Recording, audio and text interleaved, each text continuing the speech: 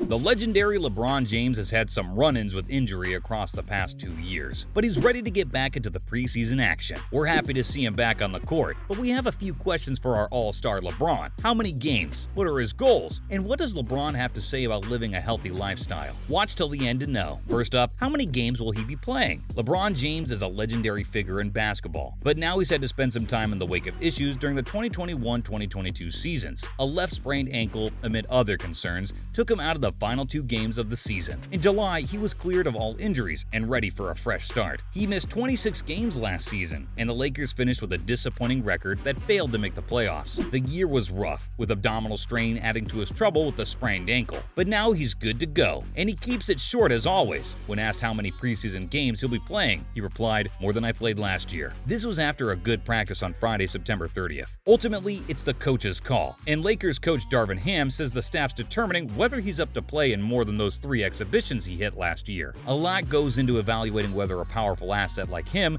nearing 40 but still in pro sports, should get put out on the field. Normally, if there's any concern, a coach won't want him playing without good reason. But if they let him get rusty, injuries are more likely. Next up, what are his goals? LeBron James has a variety of short-term goals, being better every day and helping out his teammates. Once his main goal was to win an NBA championship, and now he's won 4. Between his good work on and off the basketball court, it's easy to say he's a man who achieves his goals. And now those goals turn towards his health. He had one of the best preseason showings of his career last go-round. He's got a 30-point three-point average per contest, the first time he's gone over 30 points since the 2007 to 2008 seasons. That motto of getting better every day has surely helped him make progress. He keeps a very fluid attitude to playing the game as well, insisting he doesn't really have a position and he's just there to make anything happen. He went further on elaborating his mindset. It doesn't matter how long you played the game. The day you think you can stop learning is the day you start going backwards, he said. That's some pretty serious perspective. What do you think? Has he reached the terminal point of mastery, or is he right that there's always more to learn? Let us know in the comments. After that, what did LeBron have to say about living a healthy lifestyle? LeBron is a healthy man and an outstanding athlete who shows no signs of slowing down with time. A combined 26 games were missed last season due to injury though, so to keep up that reputation, he's gonna need to work pretty hard on the health angle. He's playing the occasional game of pickleball down in his Mexican home at Cabo San Lucas, making some serious switch-ups to his diet and caring for heart health. He made special note of the fact that being mindful of heart health was important, as an African American with a family history of heart rate and blood pressure-related medical considerations. He feels that as a role model, he needs to model healthy living for life to everyone. And now we ask, what does team composition have to do with his performance? LeBron has remained positive about the way the team is constructed and what the Lakers can do. Whether enjoying a game from home or a hookah parlor, he's always seeing how everyone performs, even when he's not able to be on the court due to injuries. A lot has been made of chemistry between star talent and the coaches. He believes that sharpening his working relationship with Anthony Davis, Russell Westbrook, Austin Reeves, and Kendrick Nunn. While LeBron James is almost a one-man army, no player is a one-man team. Everyone needs to work together to ensure victory.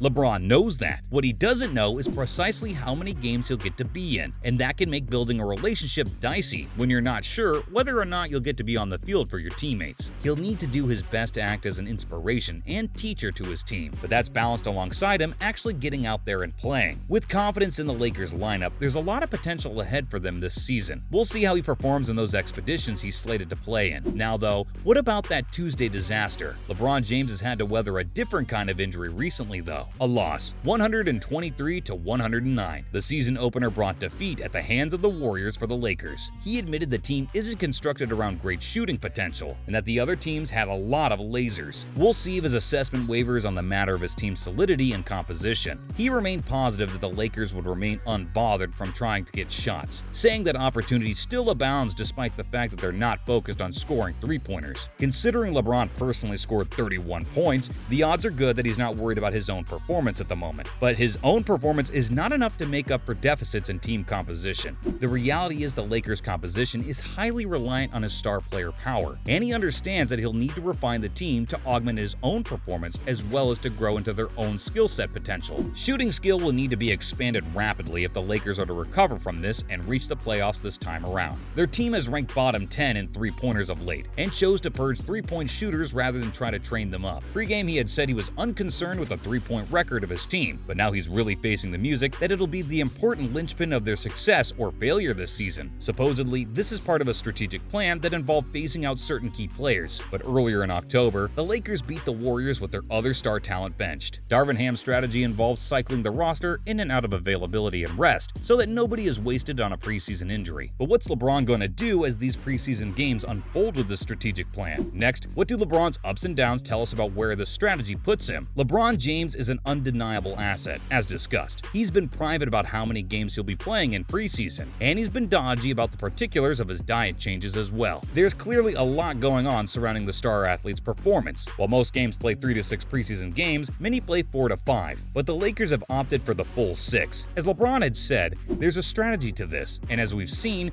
key talent is on and off the team for certain preseason games. It follows that the team is functionally limit testing. How hard can LeBron carry the team if they were without their three-point shooters, or if they're lacking their most important guards? What can they meaningfully achieve without them? They can both rest their players and gather data that will build a dynamic and variably deployable strategy to overcome any obstacle. This is a new strategy for the Lakers, and it's in line with LeBron's own philosophy to keep learning and pushing ahead. The Lakers are seeking to utilize a closing strategy revolving around Austin Reeves, Patrick Beverley, and Juan Toscano Anderson. They may keep Westbrook closing as the best point guard when in dire need to keep an ironclad defense late in a tight game, where they doubt their ability to further score. Lonnie Walker IV and Kendrick Nunn will also be deployed as enders. The offense will focus on the Princeton offensive, quick passes, player movement, strong cut packs, and long swimming passes. This strategy does not rely on what LeBron would call lasered or great three-point shooters to score points. They'll put LeBron out there to improvisationally score while drilling the rest of the team through holes in the opposition's defense. Under their Hall of Famer coach Phil Jackson, the triangle offense was a big hit for the Lakers, and this could show a soft revival. Lastly, with 3 preseason games remaining, which do we think LeBron will play in? LeBron is probably going to be in 50 to 70 games this season. He was known for taking no injuries for over a decade and a half, but now he's been getting banged up. They need to keep their Emerald Cannon in the clutch position for any huge needs, leaving him in reserve for the games they're sure to win or willing to lose. His health has been variable, including waking up with swollen knees that forced him out for weeks after partying too hard. Maybe he should stick to the well-cushioned hookah lounges, huh? What do you think? Is LeBron going to take his team to the playoffs this year, or will his teammates' dreams of winning the title alongside LeBron James himself go up in a puff of hookah smoke? Comment what you think, like and subscribe to hear more.